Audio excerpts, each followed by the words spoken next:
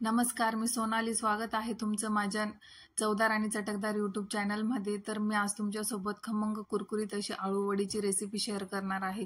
तर सर्वात पहिले आळूचे पानं घेतले, त्यांच्या चाकूच्या साहाय्याने दांड्या कापून घ्यायच्या आणि लाटण्याने ते सर्व दांडींवर लाटणं फिरून घ्यायचं, जेणेकरून आपल्याला जिभेला जो त्रास होतो तो होत नाही. आणि पाण्याने स्वच्छ पानं धुवून घ्यायचे आणि गाळणीत ठेवून द्यायचे.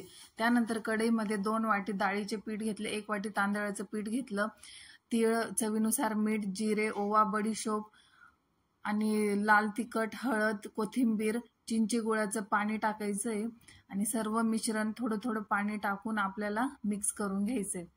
मिश्रण मिक्स झालं की आपण आळूचं पान घेतलंय, पानाला व्यवस्थित आपण ते बेसनाचं पीठ लावून घ्यायचंय.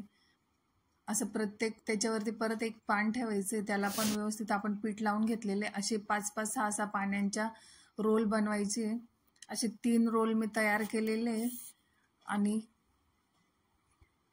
गॅसवरती कढईवर पाणी ठेवून वरती गाळणी ठेवून ते रोल वाफवून घेतलेले 10 मिनिटं.